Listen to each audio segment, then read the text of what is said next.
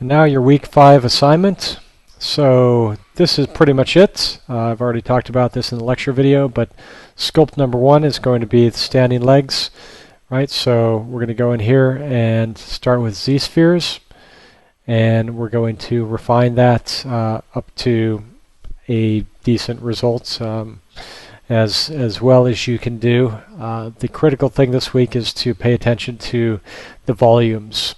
Right, there's not a lot of individual separation in these muscles here, nor down here, but the important thing is to get some of the surfaces in the knee correct, so to really start to look for the bony structures.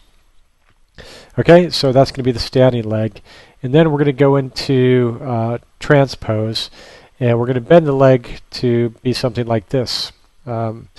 But what we're going to do is I'm going to tell you guys, there's a little lecture video on, which I'm sure you've already seen, on using polypaint and make texture to keep our landmarks consistent.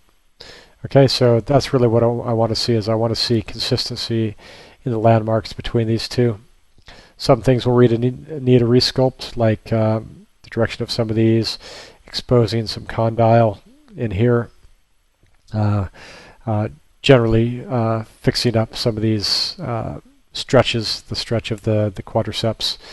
But transpose should get you in a good place if you do it correctly. Okay, so that's number 2, is the bent leg, and this should be reasonably fast, although you have to attend to changes in form in here, and also actually in the hips, because we are flexing forward at the hip. Okay, and then from there, and this is optional, time permitting, like I said, it's a lot of fun to dynamesh the knees. I really enjoyed cutting all of this out from one piece of knee, really, one piece of muscular knee, essentially paring it down to the bony surface.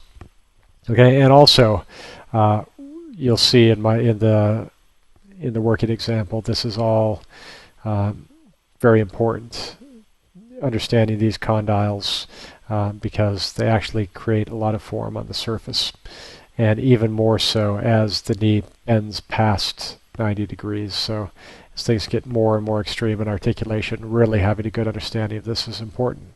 And so optional, but important, is to dynamesh the knees. Okay, so good luck with all that, and I will see how you do next week. Thanks.